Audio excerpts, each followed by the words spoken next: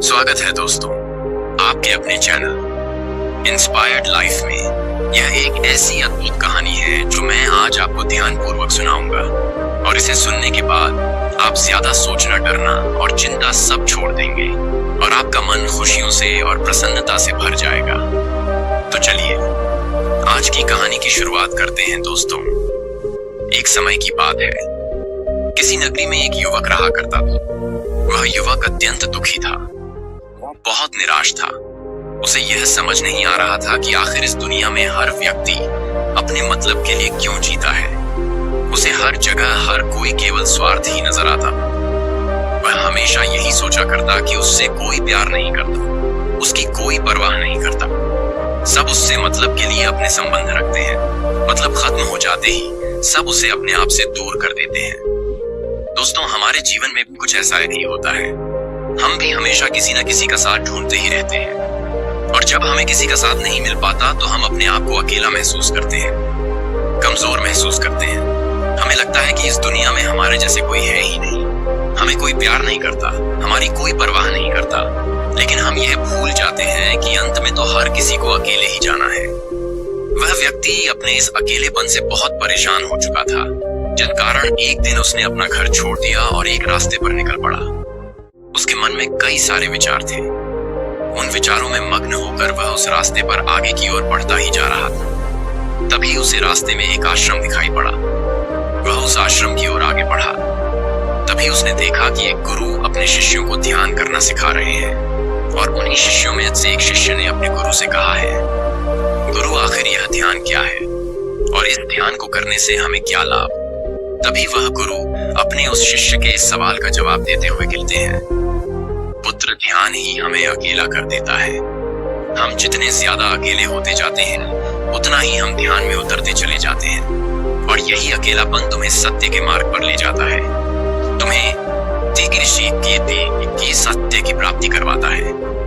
वह युवक आश्रम के बाहर खड़े होकर यह सब कुछ देख रहा था, सुन रहा था। जैसे ही उसने उन गुरुवर के मुख से यह सारी बातें सुनी, वह दौड़ा दौड़ा उन गुरुवर के पास आया और कहने लगा, हे गुरु, यदि ध्यान हमें अकेला कर देता है तो इसका मतलब यह हुआ कि मैं इन सब चीजों में श्रेष्ठ हूँ। आप तो ध्यान का सहारा लेकर अकेले होते, लेकिन मैं तो ऐसे ही अकेला हूँ। मेरा ऐसा कोई नहीं है जिसे मैं अपना कह सकूं, जो मेरी परवाह करता हो, जो मेरा ख्याल रखता हो, और मैं अपनी राह पर अकेला ही चलता चला जा रहा हूँ। उस व्यक्ति की यह सारी बातें सुनकर उन गुरुवर ने उस व्यक्ति को ध्यानपूर्वक देखा और उसके बाद उससे कहते हैं, अगर तुम अकेले हो तो तुम्हारे पीछे तुम्हारा पूरा परिवार, तुम्हारे मित्र, तुम्हारे शत्रु, तुम्हारे सगे संबंधी, इन सबको लेकर तुम कहां जा रहे हो। उन गुरुवर के मुख से यह बात सुनकर वह व्यक्ति चौंक उठा और उसने तुरंत ही पीछे मुड़कर देखा तो वहां पर कोई नहीं था। तभी वह उन गुरुवर से कहता है, हे गुरुवर, कौन है? मेरे पीछे कोई तो नहीं, न मेरे परिवार वाले, न मेरे मित्र, न मेरे शत्रु और ना ही मेरे सगी संबंधी। मैं तो सबको पीछे छोड़ आया हूँ, क्योंकि कोई मुझे नहीं पूछता, कोई मेरी परवाह नहीं करता, कोई मेरा ख्याल तक नहीं रखता, यहाँ तक कि मेरी कोई आवाज तक नहीं सुनना चाहता।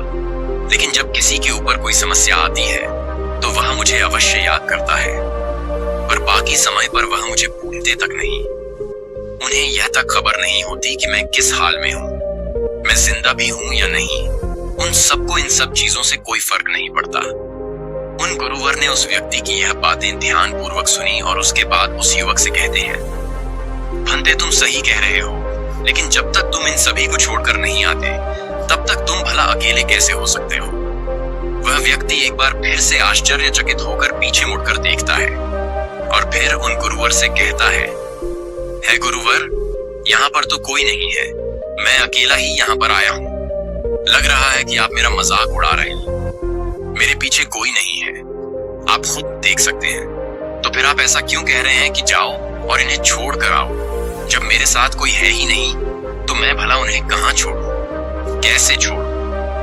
उस युवक की यह सारी बातें सुनकर वह गुरुवर मुस्कुराने लगी और उस युवक से कहते हैं, भंते, आखिर तुम मुझसे क्या चाहते हो? इस पर वह युवक उन गुरुवर से कहता है, हे गुरुवर, मैं आपका शिष्य बनना चाहता हूँ। मुझे कोई साथी चाहिए, मुझे अपना शिष्य बना लीजिए, मैं जीवन भर आपका आभारी रहूंगा।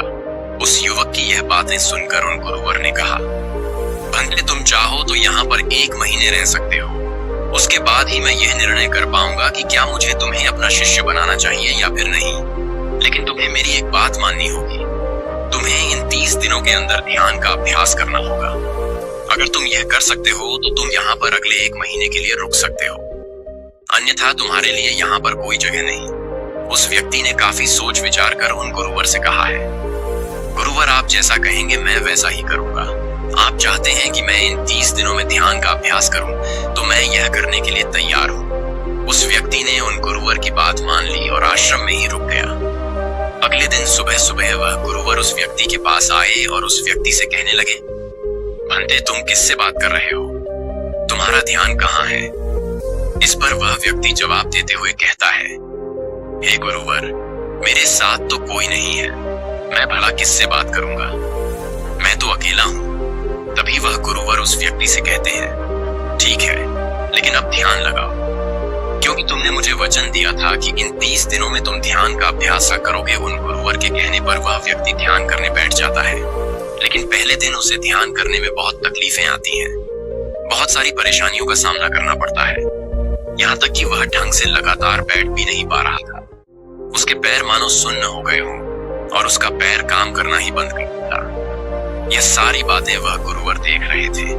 तभी उन गुरुवर ने उस व्यक्ति से कहा, भंते तुम जितना देर चाहो उतना देर बैठ सकते हो, यह ऐसा कोई जरूरी नहीं है कि तुम एकाएक लगातार बैठे ही रहो। यदि तुम्हें थोड़ी तकलीफ है तो तुम उठ सकते हो, टहल सकते हो और फिर आकर बैठ सकते हो।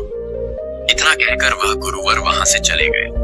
अगले दिन सुबह सुबह फिर वह उस व्यक्ति के पास आए और उस व्यक्ति से कहने लगे, भंते कौन है, किससे बातें कर रहे हो, कोई आया है क्या। उन गुरुवर की बात का जवाब देते हुए वह व्यक्ति उन गुरुवर से कहता है गुरुवर यहाँ पर तो कोई नहीं है, आप खुद देख लीजिए, मैं भला किससे बातें करूंगा। तभी वह गुरुवर एक बार फिर उस व्यक्ति से कहते हैं, चलो ध्यान का अभ्यास करो। तभी वह व्यक्ति उन गुरुवर से कहता है गुरुवर क्या केवल आंखें बंद करके बैठ जाना, इसे ही ध्यान कहते हैं। अगर इसे ही ध्यान कहते हैं तो यह तो बड़ा ही आसान है और इसे तो कोई भी कर सकता है, केवल आंखें बंद करके बैठना ही तो है। इसका जवाब देते हुए वह गुरुवर उस व्यक्ति से कहते हैं, केवल आंखें बंद करके बैठ जाना, इसे ध्यान नहीं कहते। ध्यान करने के लिए तुम्हें अपने मन को एकाग्र करना होगा, अपने मन को किसी एक चीज पर लगाना होगा। वह कोई भी चीज हो सकती है, बाहर की कोई आवाज या तुम्हारे भीतर से आने वाली यह सांसें, इन सांसों के अंदर और बाहर होने की आवाज। तुम ऐसी किसी भी चीज पर ध्यान लगा सकते हो जो लगातार वर्तमान समय में घट रही है, ताकि तुम्हारा पूरा ध्यान उस चीज पर एकाग्र हो और तुम्हारा ध्यान कहीं भी भटके नहीं, जिस कारण तुम उस पर ध्यान लगा पाओगे। और एक बात और याद रखना, जब तुम उस चीज पर ध्यान लगाओगे तो तुम्हारा ध्यान हटना नहीं चाहिए। इतना कहकर वह गुरुवर वहां से चले गए। अगले दिन जब वह सुबह सुबह एक बार फिर उस व्यक्ति से मिलने आए तो उन्होंने एक बार फिर उस व्यक्ति से कहा, भंते आज कौन आया है, किससे बातें कर रहे हो, बड़ी जोर जोर से आवाज आ रही है। तुम यहाँ पर खुद शांति पाने आए हो या फिर दूसरों को अशांत करने के लिए। वह व्यक्ति उन गुरुवर से कहता है गुरुवर यहाँ पर तो कोई है ही नहीं, तो मैं भला किससे बात करूंगा। यहाँ तक कि अभी तक मेरे मुख से एक शब्द तक नहीं निकला है, तो फिर आपको कैसे जोर जोर की आवाजें कहां से आ रही हैं? और जब मैंने एक शब्द भी नहीं बोला तो मैं भला दूसरों के लिए अशांति का कारण कैसे बन सकता हूँ। तभी वह गुरुवर उस व्यक्ति से कहते हैं, ठीक है चलो ध्यान का अभ्यास करो। तभी वह व्यक्ति उन गुरुवर से कहता है, गुरुवर मेरा एक प्रश्न, क्या मैं आपसे पूछ सकता हूँ। तभी वह गुरुवर उस व्यक्ति से कहते हैं, पूछो, तुम्हें क्या पूछना है। तभी वह व्यक्ति उन गुरुवर से कहता है गुरुवर आप कहते हैं किसी भी एक चीज पर ध्यान लगाओ जो वर्तमान समय में घट रही हो, उस पर अपना पूरा ध्यान लगा दो। लेकिन जब मैं अपनी सांसों पर या फिर किसी ऐसी चीज पर ध्यान लगाने का प्रयास करता हूँ जो लगातार घट रही है, तो मेरा ध्यान लगातार नहीं रह जाता, मैं पल पल भटकता रहता हूँ। कभी मुझे कुछ याद आने लगता है तो कभी मुझे कुछ और याद आने लगता है। वह पुरानी चीजें, वह पुरानी यादें मेरा पीछा नहीं छोड़ती। आपके कल यहाँ से चले जाने के बाद मैंने ध्यान करने के लिए बहुत प्रयास किया, लेकिन वह पुरानी यादें बार बार मुझे याद आ रही थी, जिस कारण मैं एक चीज पर ध्यान लगा ही नहीं सका। तो अब मुझे क्या करना चाहिए? उस व्यक्ति की यह सारी बातें सुनकर वह गुरु मुस्कुराने लगे और वहां से चले गए। उन गुरुवर की हंसने की वजह उस व्यक्ति को समझ नहीं आई। अगले दिन सुबह सुबह एक बार फिर वह गुरु उस व्यक्ति के पास पहुंचे और कहा, अंते यह तुम क्या कर रहे हो? इतना आलस चारों ओर, आलस ही आलस फैला हुआ है। अपने पास से आलस को भगाओ, अन्यथा यह तुम पर हावी हो जाएगा और फिर तुम हमेशा इसके अधीन बनकर रहो। तभी वह व्यक्ति गुरुवर से कहता है गुरुवर, आप तो रोज एक ही बात कहते हैं कि यहाँ पर कोई है, लेकिन मुझे तो कोई नजर आता ही नहीं। आप ही बताइए, यहाँ पर कौन है? तभी वह गुरुवर उस व्यक्ति से कहते हैं, ठीक है, चलो अभ्यास के लिए चलते हैं। तभी वह व्यक्ति उन गुरुवर से कहता है गुरुवर, मेरा एक प्रश्न है, आपकी आज्ञा हो तो मैं आपसे पूछना चाहता हूँ। गुरुवर उस व्यक्ति से कहते हैं, हाँ पूछो, क्या प्रश्न है तुम्हारा? तभी वह व्यक्ति उन गुरुवर से कहता है गुरुवर, आपकी कृपा से अब मैं पहले से बेहतर तरीके से ध्यान कर पा रहा हूँ, लेकिन अभी भी मुझे एक समस्या आ रही है, और वह ये है कि जब भी मैं अपनी सांसों पर ध्यान देता हूँ तो मेरा मन एकाग्र तो होता है और मैं पहले से ज्यादा और अच्छी तरह से ध्यान भी लगा पाता हूँ, लेकिन ध्यान लगाते लगाते मुझे नींद आने लगती है और मैं सो जाता हूँ। फिर उसके बाद मुझसे ध्यान नहीं हो पाता। उसके बाद केवल बस मुझे नींद ही नींद आती रहती है और मैं ध्यान की तरफ फिर अपने आप को मोड़ नहीं पाता। उस व्यक्ति की यह बात सुनकर वह गुरुवर उस व्यक्ति से कहते हैं, यह तो अच्छी बात है। इतना कहकर वह वहां से चले जाते हैं। 5वें दिन जब सुबह सुबह वह गुरुवर उस व्यक्ति के पास पहुंचते हैं तो वे कहते हैं, अंते तुमने इतने लोगों को क्यों बुला रखा है? इतने सारे लोग तुम्हें ध्यान नहीं करने देंगे। तुमने इतने सारे लोगों को क्यों बुलाया है? इन्हें यहाँ से जल्दी भेजो मुझे। ये बिल्कुल नहीं पसंद। तुम तो यहाँ पर अकेले आए थे जैसा कि तुमने कहा, तो फिर इतने सारे लोगों को तुमने आज क्यों बुला रखा है? इन्हें अभी के अभी वापस छोड़कर आओ। तभी वह व्यक्ति उन गुरुवर के बारे में मन ही मन यह सोचता है कि लगता है गुरुवर पागल हो चुके हैं। जब भी रोज आते हैं तो हमेशा एक ही बात कहते हैं कि यहाँ पर कोई है, लेकिन मुझे तो कोई नजर ही नहीं आता। बड़ी विनम्रता से उन गुरुवर से कहा है, गुरुवर शायद आपकी आंखें जो देख पा रही हैं वह मैं नहीं देख पा रहा हूँ। मुझे तो यहाँ पर कोई नजर नहीं आता, फिर आपको कैसे यहाँ पर लोग ही लोग नजर आ रहे हैं? फिर गुरुवर उस व्यक्ति से कहते हैं, अच्छा ठीक है, चलो अब ध्यान का अभ्यास करते हैं। तभी वह व्यक्ति उन गुरुवर से कहता है गुरुवर, मुझे ध्यान के वक्त नींद आती थी, जैसा कि मैंने आपको बताया था। उस पर तो मैंने नियंत्रण पा ली, लेकिन अब जब भी मैं ध्यान करने बैठता हूँ, किसी एक चीज पर अपना ध्यान केंद्रित करता हूँ, तो मेरे मन में विचारों का सैलाब होता है, मानो विचारों की बाढ़ सी आ जाती है। इतने विचार तो आंख खोलकर भी मैंने कभी नहीं देखे होंगे, जितने की आंखें बंद करने के बाद मुझे नजर आते हैं। और इन विचारों में कुछ ऐसे विचार भी मेरे मन में आते हैं जिनके बारे में आज तक मैंने सोचा तक नहीं है। मुझे उनके बारे में कुछ भी नहीं पता। ये सब क्यों हो रहा है गुरुदेव? उन गुरुवर ने उस व्यक्ति की यह बात सुनकर उस व्यक्ति से कहा, अच्छा ऐसा हो रहा है। इतना कहकर वह गुरुवर वापस चले गए। अगले दिन सुबह सुबह वह गुरुवर एक डंडा लेकर उस युवक के पास पहुंचे और एक डंडा चढ़ते हुए उस युवक से कहते हैं, मैंने तुम्हें पहले ही कहा है, इतने सारे लोग मुझे पसंद नहीं, तुम्हें इन्हें छोड़कर आना होगा। आखिर तुम रोज रोज इन्हें क्यों ले आते हो? इतनी भीड़ इकट्ठा करके तुम्हें क्या लाभ? आज के बाद यह यहाँ पर नहीं आने चाहिए। इस बात का ख्याल रखना, यदि आज के बाद यहाँ पर कोई भी नजर आया और तुम्हारी बकबक मुझे सुनाई पड़ी तो मैं तुरंत ही तुम्हें इस आश्रम से निकाल दूंगा। तभी वह व्यक्ति बड़ी विनम्रता से उन गुरुवर से कहता है गुरु, मुझे तो ये समझ नहीं आता कि मुझे कोई नजर ही नहीं आता, लेकिन आप रोज एक ही बात कहते हैं कि यहाँ पर मैंने भीड़ इकट्ठी कर रखी है। जिन लोगों को भी मैंने लाया है उन्हें मुझे छोड़कर आना होगा, लेकिन मैं आपसे हर रोज एक ही बात कह रहा हूँ कि मुझे कोई नहीं नजर आता, ना ही मुझे कोई यहाँ पर दिखाई पड़ता है और ना ही मैं अपने मुख से एक शब्द भी निकालता हूँ। लेकिन फिर भी आप कहते हैं कि आपको लोगों की आवाजें सुनाई पड़ रही हैं। तभी वह गुरुवर उस व्यक्ति की इस बात का जवाब देते हुए कहते हैं, क्या तुम्हारे मित्र, तुम्हारे परिवार वाले, तुम्हारे सगे संबंधी, तुम्हारे शत्रु, तुम्हारी इच्छाएं, तुम्हारी वासना, यह सब क्या तुमसे मिलने नहीं आते? वह व्यक्ति उन गुरुवर से कहता है, नहीं गुरुदेव, मुझसे कोई मिलने नहीं आता। मैं तो यहाँ पर अकेला ही आया था और अभी भी मैं अकेला ही हूँ, मेरा कोई नहीं। तभी वह गुरु क्रोधित होकर उस झंडे से उस व्यक्ति पर एक और प्रहार करते हैं और कहते हैं, अभी बैठो, अभी ध्यान लगाओ, और यदि तुम्हारे ध्यान में कोई भी आता है तो मुझे बताओ। वह व्यक्ति उन गुरुवर की बात मान लेता है और तुरंत ही ध्यान करने बैठ जाता है। कुछ देर तक तो वह काफी शांत रहता है, लेकिन कुछ देर बाद ही वह उन गुरु से कहता है, हे गुरुदेव, मेरा भाई मुझसे मिलने आया है, साथ में मेरे पिताजी भी हैं। दोनों बहुत दुखी हैं क्योंकि मैं उन्हें छोड़कर यहाँ जो चला आया हूँ। मेरे भाई की तबीयत भी कुछ ठीक नहीं लग रही, वह मुझे बुला रहे हैं। मेरे बड़े भाई की पत्नी अर्थात मेरे भाभी मेरे बड़े भाई के साथ अच्छा व्यवहार नहीं कर रही, और तो और मेरी प्रेमिका भी आई हुई है। वह मुझसे पूछ रही है कि क्या तुम मुझसे शादी करोगे या फिर मैं किसी और से शादी कर लूं। वह भी बहुत दुखी नजर आ रही है, और इतना ही नहीं, मेरे कुछ मित्र भी पीछे खड़े हैं जिनसे मैंने कुछ कर्ज लिए थे। आज वह मुझसे अपना कर्जा मांगने आए हैं, मुझे धोखेबाज कह रहे हैं, मुझे अपशब्द बोल रहे हैं, और वह साथ में मेरे कुछ शत्रुओं को भी लाए हैं।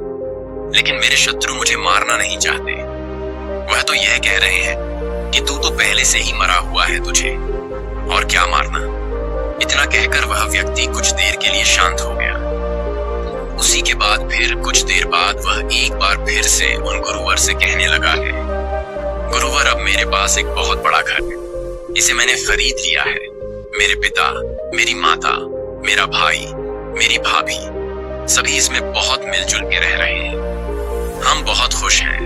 मैं अब अपने मित्रों से अत्यधिक अमीर हूँ, मेरे पास बेशुमार धन दौलत है, और तो और मैंने अपनी प्रेमिका से शादी भी कर ली है और इसका जश्न मना रहे हैं।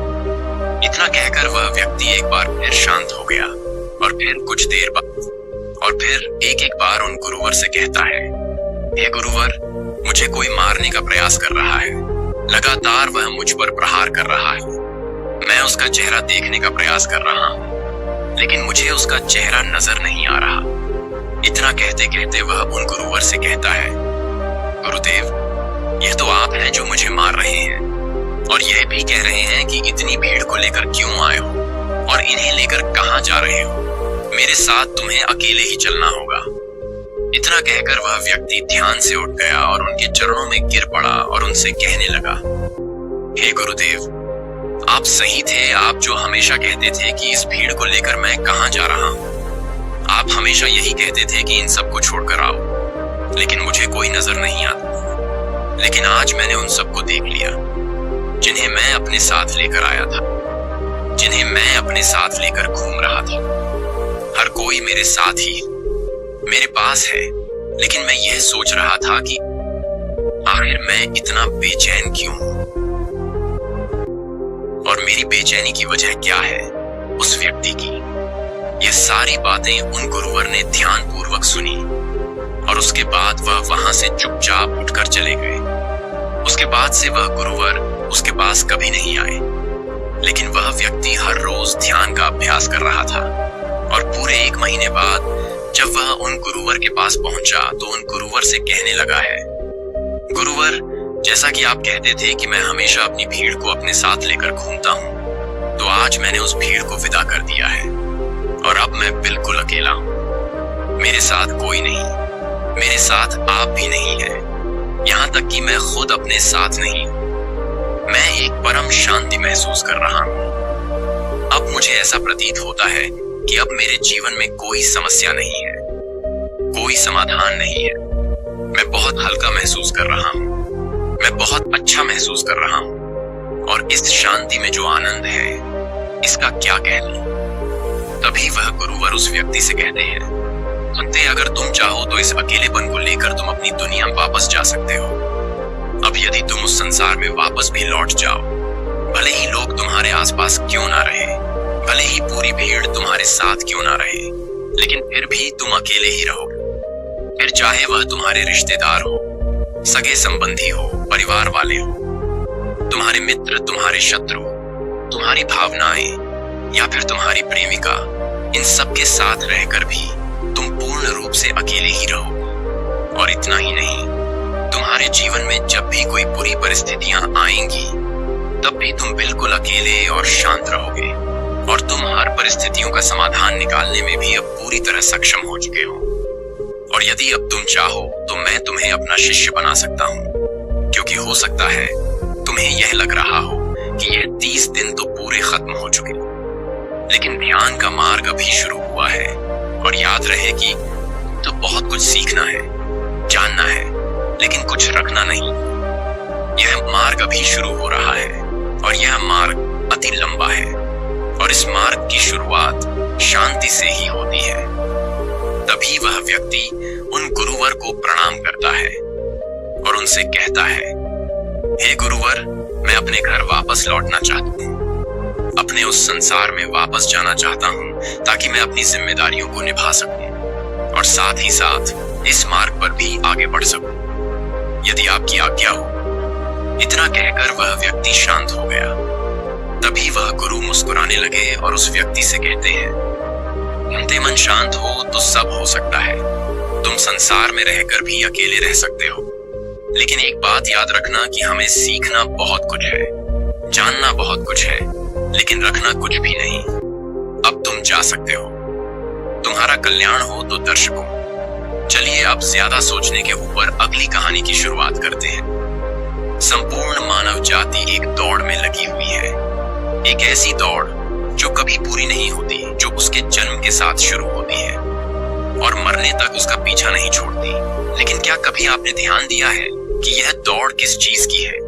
जरा ठहर कर खुद से पूछिए कि आप किसके पीछे दौड़ रहे हैं, और वास्तव में क्या यह दौड़ पूरी हो सकती है? जिन भौतिक सुख सुविधाओं को इकट्ठे करने में इंसान लगा रहता है, क्या वास्तव में वह भौतिक सुख सुविधाएं उसे शांति या फिर आनंद प्रदान कर सकती है?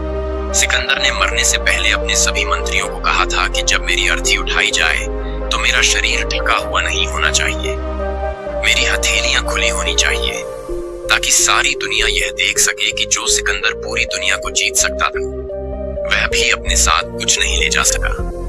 उसके हाथ खाली के खाली रह गए। लेकिन जीवन की बागडोर ऐसी होती है कि उसे कभी ठहरने का वक्त ही नहीं मिलता। कभी वह सोच विचार ही नहीं करता कि जीवन का सबसे बड़ा सुख क्या है, और इसके विपरीत जीवन का सबसे बड़ा दुख क्या है। सुख सुविधाएं तो बहुत लोग इकट्ठा कर लेते हैं, लेकिन सही मायने में उसका भोग कितने लोग कर पाते हैं? वही भौतिक वस्तुएं जो उसने अपने आनंद, अपनी शांति के लिए संग्रहित की थी, वही सुख सुविधाएं उसके दुख का कारण बन जाती हैं। जब पैसा नहीं कमाया था तो पैसा ना होने का दुख था, और जब पैसा कमा लिया तो वही पैसा उसके बच्चों के लिए या उसके लिए झगड़े का कारण बन जाता है। तो कैसे सुख सुविधाएं, किन चीजों के पीछे आप भाग रहे हो? आज की जो कहानी मैं आप लोगों को सुनाने वाला हूँ, उसमें आपको जीवन का सबसे बड़ा दुख और सबसे बड़ा सुख पता चलेगा। इससे पहले कि आप इस कहानी में खो जाएं, इस चैनल को सब्सक्राइब जरूर कर लें। तो चलिए कहानी शुरू करते हैं। अपनी गरीबी के दिन याद करके सेठ नानंद की आंखों में आंसू आ गए। आज उसने जीवन में सब कुछ हासिल कर लिया था। सारी सुख सुविधाएं उसके पास थी। घर में नौकर चाकर थे, हजारों लोग उसके नीचे काम करते थे, जो उसकी एक आवाज पर उसके पास खड़े होते थे। लेकिन फिर भी आज सब कुछ हासिल कर लेने के बाद भी वह दुनिया में अपने आप को सबसे गरीब आदमी समझ रहा था। आखिरकार अपनी गरीबी के दिन याद करके उसकी आंखों में आंसू आ गए। उसके पास कुछ नहीं था, लेकिन तब भी वह प्रसन्न रहता था। लेकिन आज सब कुछ होने के बाद भी वह प्रसन्न नहीं था। और दुनिया में वही आदमी सबसे गरीब होता है जो सब कुछ होते हुए भी अकेला महसूस करता है। उसे एहसास होने लगा था कि धन संपदा या भौतिक सुख सुविधाएं उसके मन की पूर्ति नहीं कर सकती। लेकिन अब तो बहुत देर हो चुकी थी। उसका पूरा जीवन बीत चुका था। अब पूरे जीवन की कमाई उसे व्यर्थ लगने लगी। उसे लगने लगा कि उसने जो कुछ कमाया वह सब यूं ही था, व्यर्थ। यह एहसास उसे जीवन में पहले कभी नहीं हुआ था। काश उसे यह एहसास पहले हो गया होता तो वह ठहर जाता, रुक कर चिंतन करता कि जो चीज वह इकट्ठी कर रहा है क्या वास्तव में वह इकट्ठी करने लायक है। अगर उसे यह बात पहले पता चल गई होती तो वह अपने जीवन में सार्थकता खोजने की कोशिश करता। वह उस रहस्य के बारे में खोज करता जो उसके मन की पूर्ति करता, जो उसका अकेलापन दूर करता, जो उसके जीवन को संपूर्ण बना देता। उसने अपने दोनों बेटों को अपने पास बुलाया और उन्हें जीवन की सीख समझाने की कोशिश करने लगा। सेठ ने अपने बेटों से कहा कि बेटा, मेरे को तो जीवन में कोई बताने वाला नहीं था, सही रास्ता दिखाने वाला कोई था ही नहीं, इसलिए मैं उस रास्ते पर चलता रहा जिसका कोई अंत नहीं था। और आखिर में पहुंचकर मुझे महसूस हुआ कि जितना रास्ता मैं तय करके आया हूं उतना ही रास्ता बाकी और है। शायद मैं गलत रास्ते पर निकल पड़ा था और अब इतना समय नहीं बचा कि मैं नए रास्ते पर फिर से नया सफर शुरू करूं। उसने अपने दोनों बेटों से कहा कि बेटा, पता है दुनिया में सबसे बदनसीब आदमी कौन होता है? वो जिसके पास सब कुछ होते हुए भी कुछ नहीं होता, जो अपने आप को सब कुछ होते हुए भी अकेला महसूस करता है। भला इससे बड़ा दुख, इससे बड़ी बदनसीबी और क्या हो सकती है? यह सुनकर उसके बड़े बेटे ने कहा कि पिताजी, सब कुछ तो आपके पास है, धन संपत्ति, पूरा परिवार, सारी खुशियां आपके पास है, लेकिन फिर भी आप अपने आप को बदनसीब क्यों समझते हैं? उसका बड़ा बेटा वह नहीं समझ पा रहा था जो उसके पिता उसे समझाने की कोशिश कर रहे थे। फिर भी उसने अपनी बात को समझाने की कोशिश करते हुए कहा, अभी तुम्हें लगता है कि जीवन में तुम्हारे पास सब कुछ है। मुझे भी तुम्हारी उम्र में ऐसा ही लगता था, लेकिन अब मैं बूढ़ा हो चला हूं। कुछ समय बाद मेरी मृत्यु भी नजदीक है और अब मुझे एहसास हो रहा है कि दुनिया में तो सब कुछ पीछे छूट जाता है। घर परिवार, रुपया, पैसा, धन संपदा, सब कुछ यही रह जाता है और आखिर में मेरे साथ जाएगा क्या? मैं दुनिया में सबसे अकेला इंसान हूं। क्या मैं दुनिया का सबसे बदनसीब आदमी हूं जिसके पास सब कुछ होते हुए भी वह अपने साथ कुछ भी नहीं ले जा सकता? सेठ के बेटे ने सेठ से सवाल पूछा कि पिताजी, फिर दुनिया में क्या इकट्ठा करना चाहिए? ऐसे तो हर इंसान अकेला ही होता है। कौन इंसान इस दुनिया में भला ऐसा होता है जो अपने साथ इस दुनिया की सुख सुविधाएं या फिर अपना परिवार को साथ लेकर जाता है? सब लोग तो अकेले ही जाते हैं। फिर तो दुनिया में हर एक आदमी बदनसीब ही हुआ। यही सवाल सेठ के मन में भी उठ रहा था, लेकिन उसके खुद के पास इसका कोई जवाब नहीं था। तो वह अपने बेटे को भला इसका क्या उत्तर देता? इसीलिए उसने अपने बेटे से कहा कि बेटा, मैं खुद इस सवाल का जवाब तलाश रहा हूं। अगर एक आदमी के पास सब कुछ होते हुए भी वह अकेला है, उन भौतिक सुख सुविधाओं का वह भोग नहीं कर पा रहा है, तो वह सबसे बड़ा दुख हुआ। मैं मानता हूं दुनिया का सबसे बड़ा दुख यही है कि आपके पास सब कुछ होते हुए भी आप अकेलापन महसूस करो। लेकिन इसके विपरीत दुनिया का सबसे बड़ा सुख क्या हो सकता है? इस सवाल का जवाब तो मेरे बेटे मुझे भी नहीं पता। इसीलिए मैं यह चाहता हूं कि मेरे मरने से पहले जिस सवाल का जवाब मुझे नहीं मिला, वह जवाब तुम अपने जीवन में ढूंढो। और यकीन मानो, अगर तुमने अपने जीवन में इस सवाल का जवाब ढूंढ लिया तो तुम दुनिया के सबसे सुखी इंसान कहलाओगे। यह कहानी सुनाकर गुरु ने अपने शिष्यों से सवाल पूछा कि दुनिया में सबसे बड़ा सुख क्या होता है। सभी शिष्य ध्यानपूर्वक अपने गुरु की यह कहानी सुन रहे थे। संध्या का समय था।